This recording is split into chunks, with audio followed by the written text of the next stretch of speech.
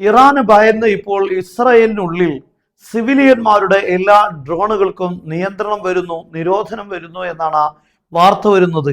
അതായത് ഇസ്രായേലിലെ പ്രധാനപ്പെട്ട ചില നേതൃത്വത്തെ, നെതന്യാഹു അടക്കമുള്ള അതുപോലെ സൈനിക നേതൃത്വത്തിലുള്ള ആളുകളെ വധിക്കാൻ ഒരുപക്ഷെ ഇറാൻ ശ്രമം നടത്തും. അത് ഇത്തരത്തിലുള്ള ഡ്രോണുകൾ ഉപയോഗിച്ചുകൊണ്ടായിരിക്കാൻ സാധ്യതയുണ്ട്.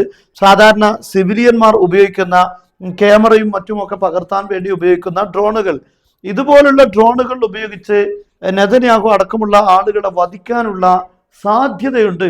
ഇറാൻ അങ്ങനെ ഒരു ശ്രമം നടത്താൻ സാധ്യതയുണ്ട്. അതിന് ഇസ്രായേലിനകത്ത് നിന്ന് തന്നെ ആളുകളെ, അവരുടെ ചാരന്മാരെ ഉപയോഗപ്പെടുത്തിയേക്കാം എന്ന ഒരു വിവരത്തിന്റെ അടിസ്ഥാനത്തിൽ, ഒരുപക്ഷെ മൊസാദിന്റെ രഹസ്യ വിവരമായിരിക്കാൻ സാധ്യതയുണ്ട്.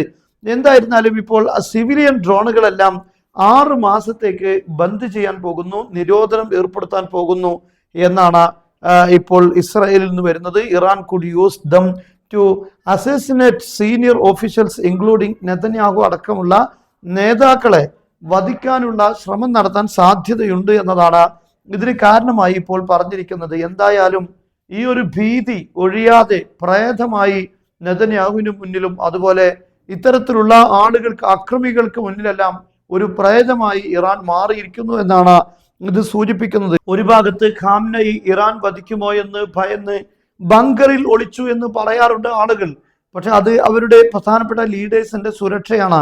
എന്നാൽ സമാനമായ മറ്റൊരു നീക്കമാണ് ഇപ്പോൾ ഇസ്രായേലിനകത്ത് നടത്തുന്നത്. അതായത് അവർ ഒളിവിൽ പോവുകയല്ല, നാട്ടിലുള്ള ആളുകളൊന്നും ഡ്രോൺ ഉപയോഗിക്കാൻ പാടില്ല എന്ന പുതിയൊരു തീരുമാനത്തിലേക്കാണ് ഇപ്പോൾ ഇസ്രായേൽ എത്തിയിരിക്കുന്നത്.